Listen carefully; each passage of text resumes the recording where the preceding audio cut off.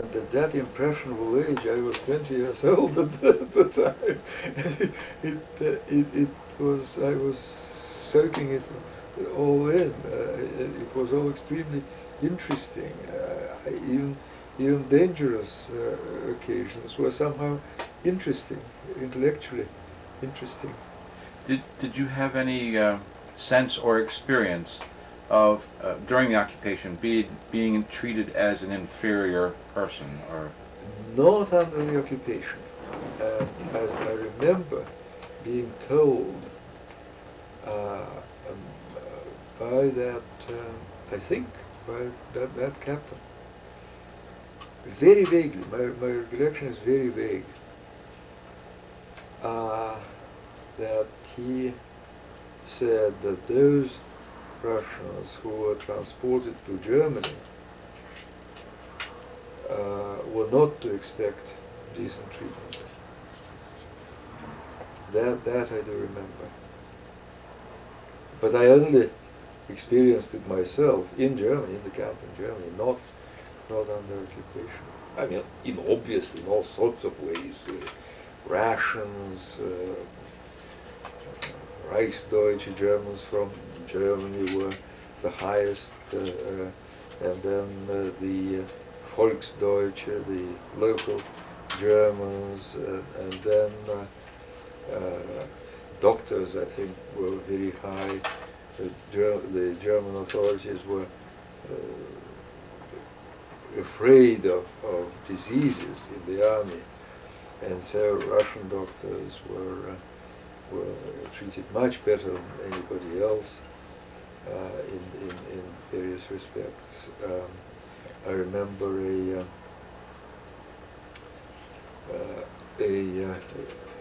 military doctor from the Soviet Army, an Ossetian. I really remember he was an Ossetian by ethnic background.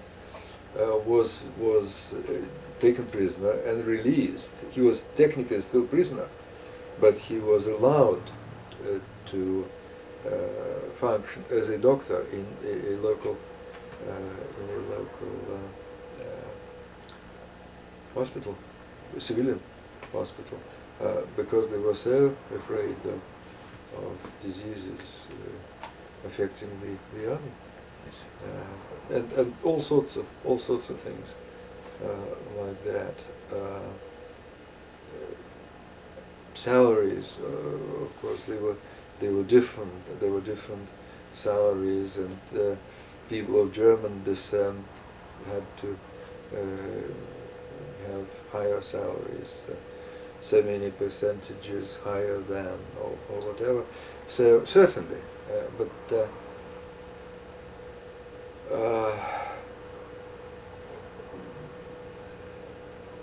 there was also what was also obvious was that unlike the communist system, when all kinds of nasty things happened,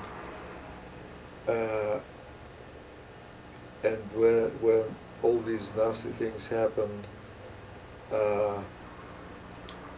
behind the doors, people would be arrested and beaten and so on.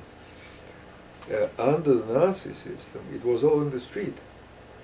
I mean, people, I remember again once, some drunken German soldier had caused a havoc in the market.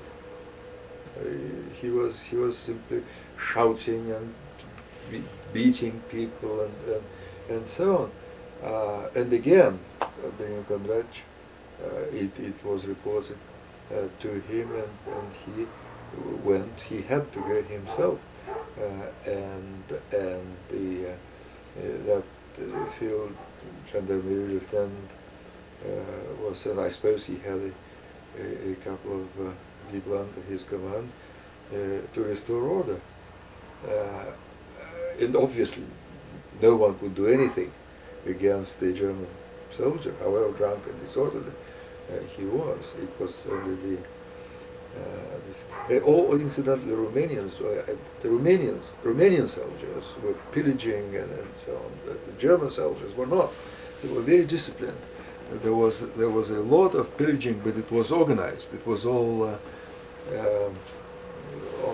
the orders of the superiors, not individual soldiers. I don't remember a single case. I haven't heard it, haven't seen any case. I remember they were several soldiers were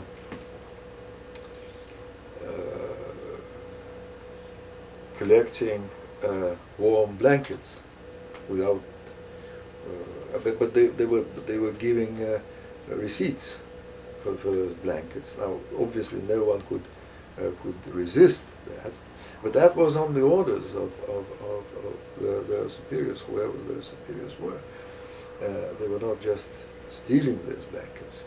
I remember it was well known that if they wanted to get some eggs or milk or something like that, they would pay for those. They even learned vaguely some Russian words, yaika instead of yaitsa, and they would pay very interestingly with saccharin.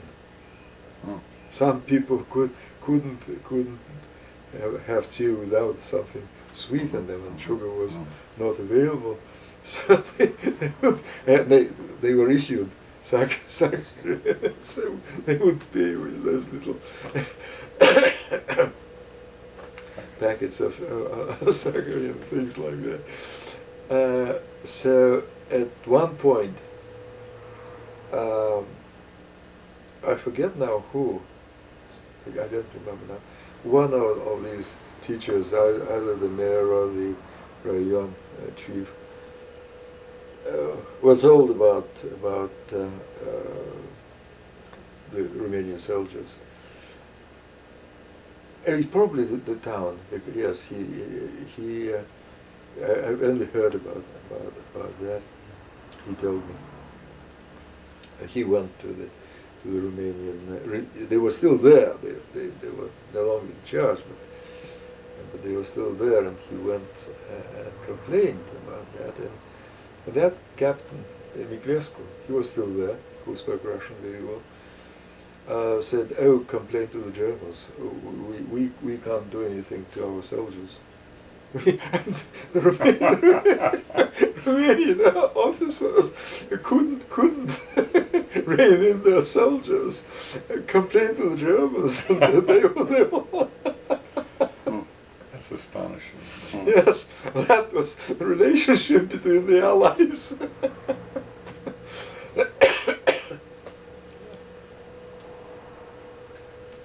Yes, what was I talking about? Oh, wait, Oh, excuse me. Wait, this, it went off, yeah. I hope. Yes, you asked about experiencing this different inferior position and whatnot.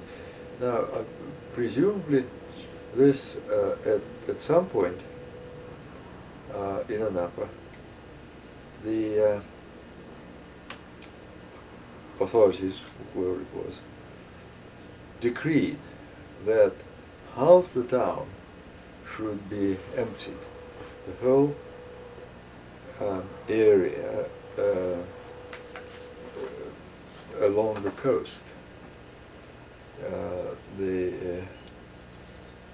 And people were just had to leave their houses. And it was cordoned off, barbed wire was placed there. We lost our house, for example. And my parents had saved some money in Karaganda, bought a little house in Anapa in late '39, and so we lost that little house and had to find a room somewhere. And the official reason was that they needed for military purposes. I don't know whether they needed it for military purposes. But what did actually happen during the winter was that the houses were destroyed and any wooden parts of the houses were used as fuel for the German army. Again, there was no possibility of complaining or anything like that, quite obviously. But I was talking about another case of library being thrown out, and that I said was connected with a very important aspect of the occupation. I think Darwin wrote about it in his book on the occupation policies. Our Darwin here at Stanford, Alexander Darwin. But I certainly experienced it myself. There were several different hierarchies that competed in the occupied areas. I suppose it was a reflection of what was happening in Germany at the time. So now Anapa was under military control, and that there were no German quasi-civilian authorities there, and that was much better than the Ukraine,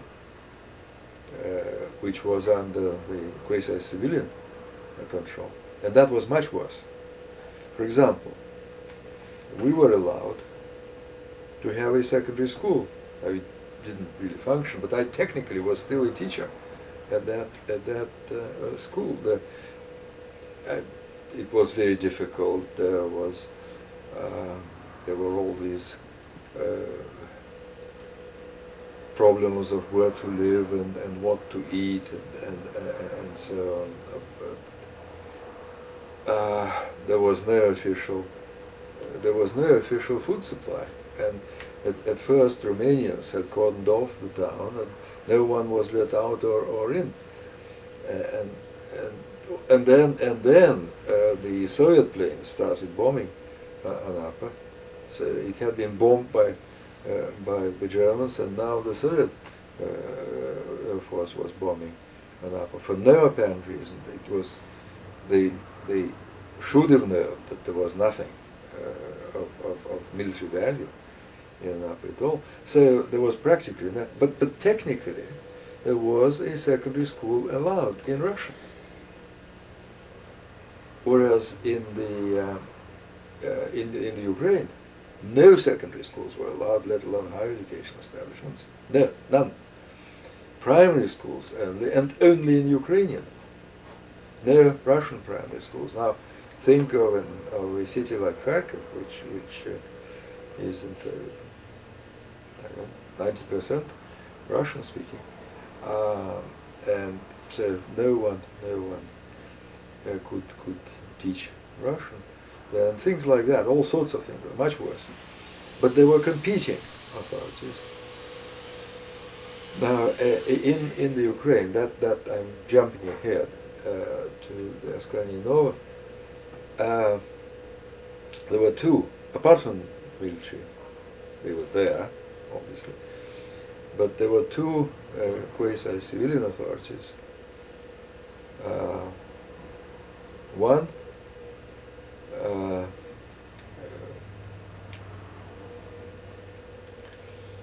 represented by by Rosenberg and his subordinates, the Ostministerium, and another one, a different one, represented by the Reichskommissar for the Ukraine. There were two Reichskommissars, one for the Ukraine, the other one so-called Ostland, eastern country. He was the other one was placed in Riga, and he had the Baltic republics and Belarusia under his command. And they were Gauleiters. They were party chiefs from the German provinces. the one in in Riga had actually been Gauleiter in Schleswig-Holstein, Kiel. So I later heard about him after the war from local people. And the one Koch from for the Ukraine had been, I think, the Gauleiter of East Prussia.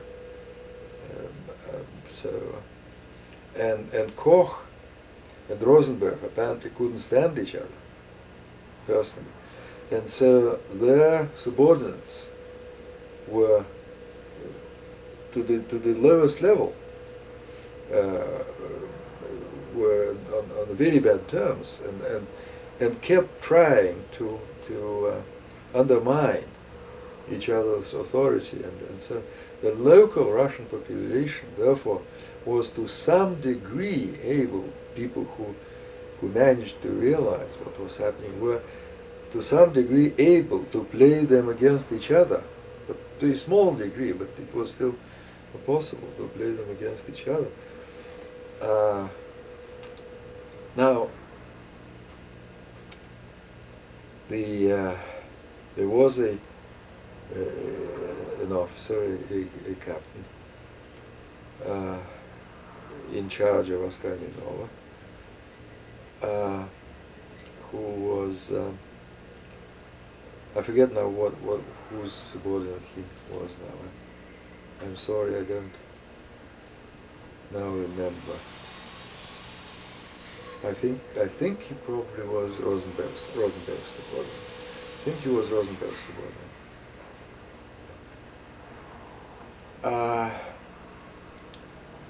And he was absent at that moment. A subordinate of his, a civilian official, they were called red pheasants. No, not red, golden pheasants, because they had those party uniforms, the SA uniforms, the sort of light brown, yellowish, golden German uniforms. One can see them on in films and so on. So they were those party members who had managed to dodge the military service at the front. So they were commissars of various kinds. Excuse me one second. A methodological question here. How do you know about this information? Is this first-hand information you have? Yes. I saw them all. Oh, okay. I saw them all. Because I could somewhat speak German, I kept being asked by all sorts of people to interpret.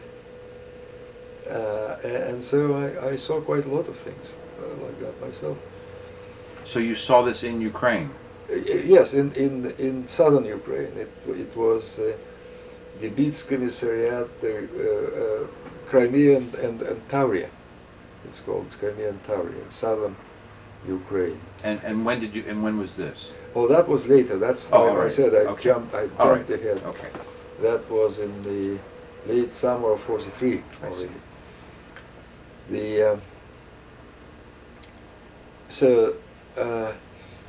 It was reported to that junior officer, Captain Rickerich, was away, and that junior officer, Golden Pheasant, was there. It turned out that those two women had been ordered to do that by their superior, a military commander, a colonel, Tsiplinsky. I remember his name, very clear, a Polish name. He was in a parachute unit, and apparently was parachuted to what do you call that Greek island, the long Greek island? Corfu. No, long Greek island in the south. The Morea? No. That's peninsula. the island, the ancient Proto-Greek civilization. Uh, Crete. Oh, oh, Crete had been taken by Germans by parachute unit, and Ziplinsky apparently was one of those, and there was a special decoration. I don't understand any of those, but he flouted that distinction. And so that gold pheasant immediately went. He was responsible to Captain Rickerich, and Captain Rickerich was away, and this was happening, as it were, in the area that he thought was under Captain Rickerich. So he went to see the colonel. The colonel was where there was a fire somewhere, and the colonel was there. I remember very vividly. I also was asked to come to interpret, and so this colonel was returning. Because, well, if I may just finish this account, that gold pheasant still the attention, but he intercepted Ziplinsky, attention, her oberst, and so on, and this was what was happening. And they say they had been told by you to do that, and I'm responsible, and I'm responsible to Captain Rickerich, and Captain Rickerich is away. Could you wait for a day or so until he returns? And Ziplinsky blew up. He said, if Captain Rickerich says something or other, interferes, I shall write him a Marschbefehl, an order to move. He was a colonel. The other one was a captain. And it turned out that this colonel, who had just moved, he had been stationed in Genishevsk and moved to Askania Nova, had sent his interpreter, local Ukrainian woman, and the wife of his driver, also local, to go through this scientific library and throw out any undesirable literature. They obviously hadn't the slightest clue. They threw out whatever they didn't understand, which means most of the scientific works. They threw out, and I picked it. I went there. I picked up a book, a beautiful German book printed in Gothic characters. A famous German ethnologist of the last century, Ratzel, the Völkerkunde, the ethnology, beautifully printed, binding, gold and all that. And I picked that book up there. And all those books, this gold pheasant couldn't do anything, because that was the reaction of the colonel. And those books that had been thrown out were taken to the colonel's house, where he established his headquarters, and burned as fuel. That's another. Kulturny narod. Kulturny narod. There you are. There were all sorts of things like that, and he was in the military.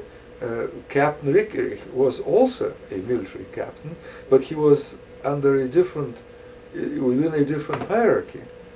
And so he said if he squeaks, he would write him a Marschbefehl. He hadn't even a chance to squeak, he wasn't there.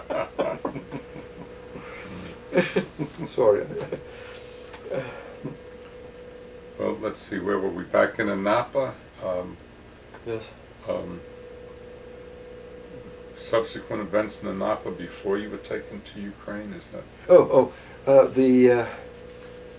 I suppose so. What should we talk about? Well, how you were, if Ukraine, nothing yes. specific, how you were taken from Anapa to Yes. Ukraine. Yes. Just a minute. I'm trying to think whether there was anything. Oh yes, no, very interesting, very interesting, very interesting. There was a communist underground. Occasionally there was some sabotage outside, not in the town. Sabotage. The German reaction was to hang people from the local people. Apparently, or at least they thought, it had worked in the Balkans, that local people would somehow restrain the saboteurs. But obviously it couldn't possibly work in this area. So hanging people, they just hang people at random without any attempt at finding out whether there was in fact any connection.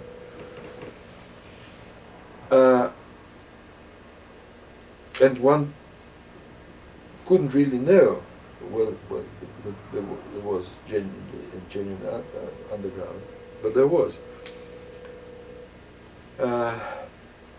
But you said communist underground as opposed to Red Army underground, or? Communist underground. I shall just recount this. One day, a woman found me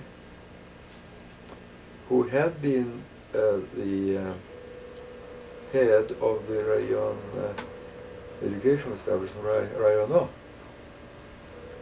I had known her before. She was a superior, начальство. But we met personally in Екатеринодар, then pseudonymously called Krasnodar, and still pseudonymously called Krasnodar. In the summer of '42, when we were both taking final examinations at the Pedagogical Institute there as external students. I had only had 2 years at Moscow University, and I enrolled as an external student. So they said 2 years is enough. In wartime, you would have been graduated from Moscow University in 3 years and 1 more year. So no substantive courses, just pedagogical courses, psychology, psychology, pedagogics, the methods of teaching history, and школоведение. That's interesting.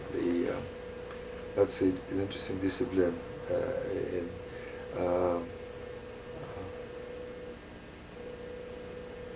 schools. What schools should be like, including whether the lights should be from the left or from the right, and they should be from the left, not from the right, and things like that. Школоведение. Anyway, I passed all those examinations, and I didn't receive the diploma. It just wasn't there. It was all chaotic. It was summer of '42, and she failed. My superior, she failed, but we had met there, and so she knew me personally, and she found me. I didn't know she had disappeared when on the 10th when everybody left town, and so she found me and said that she was in the underground. And did I think she could get some teaching job at the school? I said I didn't think she could because of her Communist Party position in the past. But she could speak, I said, to the person in charge now under the Group of Education was I think he was a biology teacher. My sister was a pupil of his, and I remember his name, Kuryachi, probably Ukrainian descent. There were lots of people of Ukrainian descent in the Kuba, Cossacks. And he was in charge. I said she could probably talk to him, but I didn't think she could get a job. And then she disappeared again. I don't know if she talked to him or not. But that was